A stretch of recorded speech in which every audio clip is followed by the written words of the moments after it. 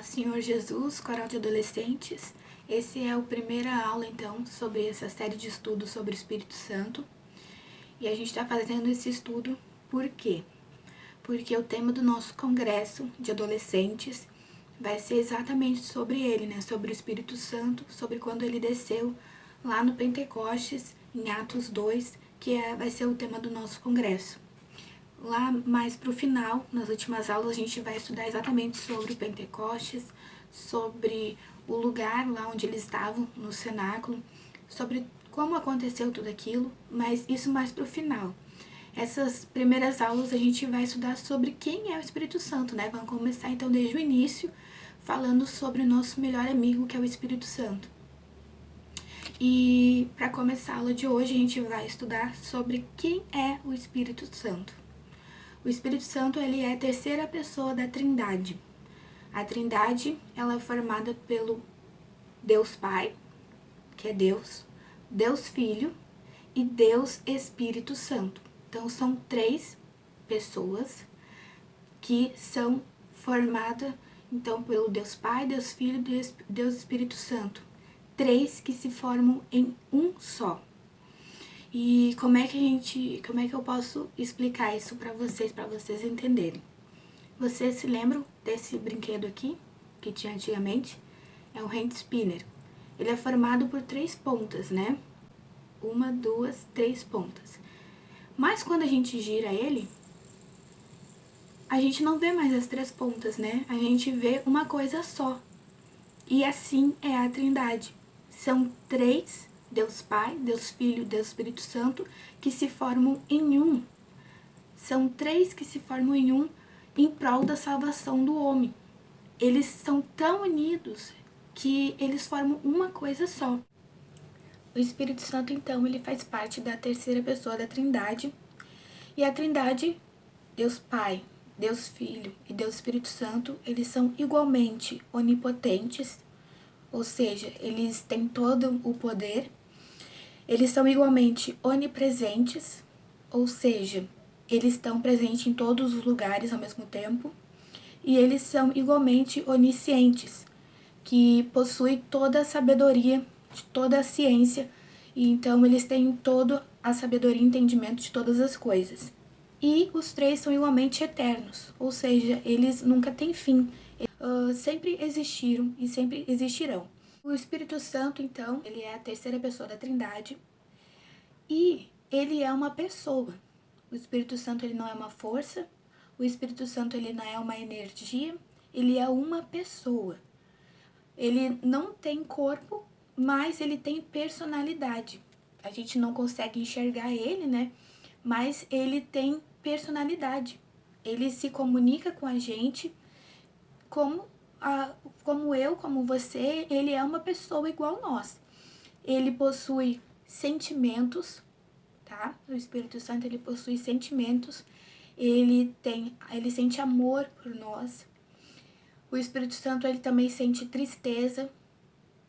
Quando que o Espírito Santo, ele sente tristeza? Quando a gente resiste ao agir dele. Quando o Espírito Santo, ele vem nos visitar, por exemplo, quando a gente está no culto e sente aquela vontade de chorar, mas tu não tá triste, e tu sente aquela vontade de chorar assim, ou quando você sente aquele calor assim, às vezes tá frio assim, tu sente um calor no culto, mas o que é isso? É o Espírito Santo te visitando.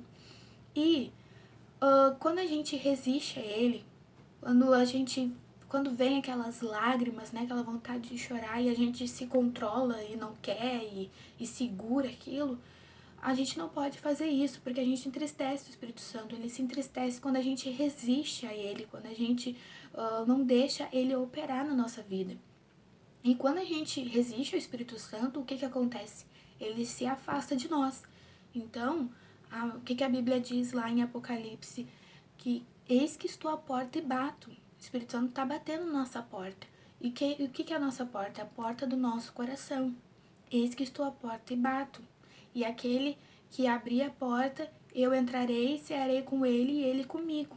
Então, a gente não pode nunca resistir ao Espírito Santo. Quando você sentir aquela vontade de chorar, sentir aquele calor, ou sentir vontade de glorificar, de bater palma, de pular, enfim, coisa que você nunca sentiu antes no culto, você não controla, porque é o Espírito Santo te visitando, tá? Às vezes a gente pode estar num culto e sentir algo que a gente nunca sentiu, é o Espírito Santo te visitando, então a gente não pode resistir a ele. Então ele sente tristeza, né, quando a gente resiste a ele sente amor e ele sente ciúmes, mas não esse ciúmes carnal, né?